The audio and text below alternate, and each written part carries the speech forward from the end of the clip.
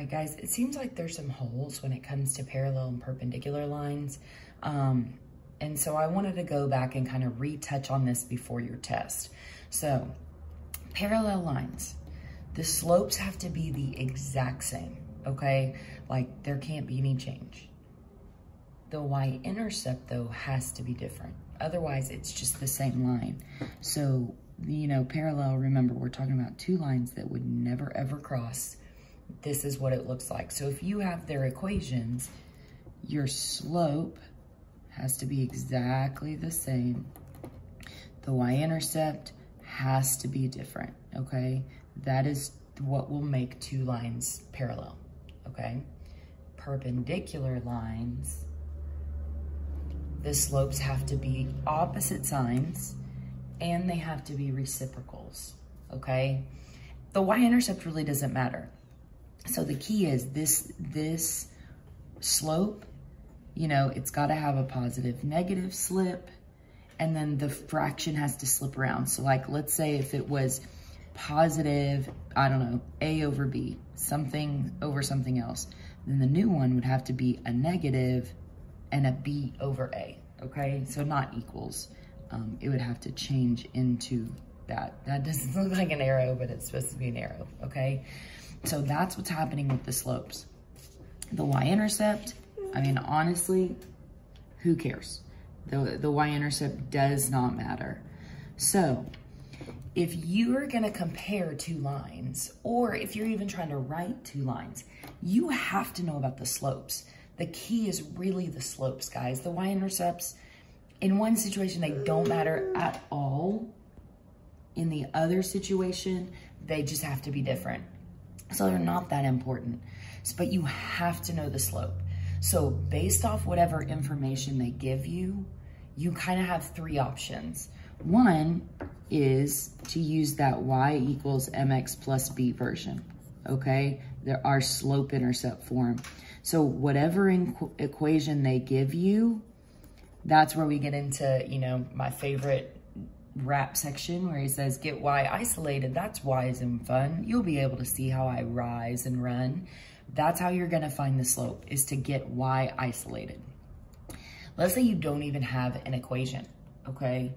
If they just give you point information for a line. Well, in that situation, if I'm going to find the slope, I'm going to use this slope formula. I'm going to do y2 minus y1 over x2 minus x1. Okay, I'm going to use the slope formula. All right, you have to know the slope. That is key when you're trying to do parallel and perpendicular lines. The other situation that some of you have really picked up on that quiz was if they give you a version that looks like this, this would be the one exception of a time that you honestly don't have to take it back to slope-intercept form if you recognize that the slope is given to you in that point slope form, okay?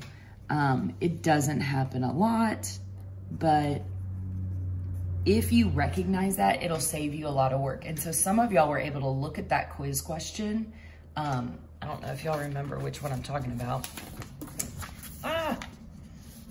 But this question, like if you're gonna write a line perpendicular to this, if you recognized right off the bat that that was the slope because you recognized point slope form, then it saves you some time because you don't actually have to rearrange it. You can just go straight to the new slope.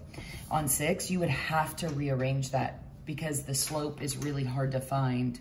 Some of you can do it because you understand the process well enough, but the vast majority, you need to get y isolated so you can see the slope, okay? All right, so let's do some sample problems, kind of help you out. The first couple problems are actually off of the 2019 STAR. So this is how it was asked just 2 short years ago. What is the equation in slope-intercept form of the line that passes through the point 5, 0 and is parallel to the line represented by this equation? Well, I know that parallel and perpendicular really hinge on the slope. So in this situation, if I'm thinking y equals mx plus b, well then my slope is 1.2. A parallel slope means I'm going to use the same exact slope, okay? So I know that the slope of my line also has to be 1.2. I always start with that information. If I know my slope has to be 1.2, I'm gonna come over here and go, okay, yeah, nope, not changing to a negative. So it's down to one of these two options, okay? Now, I have to use this information that it uses the 0.50. So if I'm gonna actually go through, that's x1 and y1, okay? Then I'm gonna say, okay, so y minus 0 equals 1.2, 1.2 times x minus 5. And in case you're wondering, that's the y2 minus y, or sorry, y minus y1 equals m times x minus x1. I knew a point and a slope. I had an x1, a y1, and an m, so I have to go use the formula, okay? So now I'm gonna distribute, let's see, y minus 0 really doesn't mean anything, so I'm just gonna go ahead and go with y equals, when I distribute, I get 1.2x, 1.2 times 5. If I go over to my calculator and actually type that in, I'm gonna find that it is minus 6. And so my answer is A. Do not jump to conclusions. Sometimes people see 1.2 and then, well, there's a 5 and there's a 5, so I'll just put plus 5. Do the math, okay? Plug into point slope form and see where you actually end up. Here's another one. What's the equation in slope-intercept form of the line that crosses the x-axis at 36 and is perpendicular to the line represented by y equals negative 4/9 x plus 5? Okay, I've got to have perpendicular, so I'm going to focus on the slopes, okay? If my original slope is negative 4/9 and I need a perpendicular slope, my new slope has to have an opposite sign and be a reciprocal, a flipped fraction, okay? So negative 4/9 is gonna have to become a positive and then become a reciprocal, so 9/4. Okay, I love that. Done, done. It's gotta have the right slope, okay? Now, they're making it tricky because these numbers are the same, so let's actually think about this. If it crosses the x-axis at 36, so let's just imagine for a minute I have the x-axis and it crosses somewhere way out here at 36. Well, the coordinates of that dot would be the x value is 36 and the y value is 0. So there's x1 and y1. So, okay, I'm gonna use my point slope form. It really is useful. And I'm gonna go y minus 0 equals my new slope, which is 9/4 times x minus 36. All right, there's that minus 0 again, not mattering. So y equals 9/4 x. Honestly, that shouldn't be a surprise because we knew that that's what my formula had to start out with. Then 9/4 times 36. I'm gonna go through. Normally I would do 9 times 36 then divided by 4, but because these numbers get so high, I'm actually gonna do 36 divided by 4, which is 9, and then multiply by that 9. So it'd be an 81, good grief, an 81, and then because I have a positive times a negative, it's gonna stay a negative, okay? Oh, you heard my stowaway. Ruby's sneaking around, coughing, sorry guys. So the answer should be J. All right, one more. A line goes through the points 2, 1, and negative 4, 5. Write the equation of a perpendicular line that goes through 6, negative 1. Okay, I know this information, but I have to know the slope of my original line. They have not told me the slope of my original line. The other two examples were easy because I could just look at the equations and know the slope without having to do any work for it. The slope was given right there. This one, I'm gonna have to actually do some work. So, okay, let's think about what I know. Well, I have an x1, a y1, an x2, and a y2. So with that information, if I go look at my formula chart, I can use the slope formula. Okay, so the slope formula is y2 minus y1 over x2 minus x1.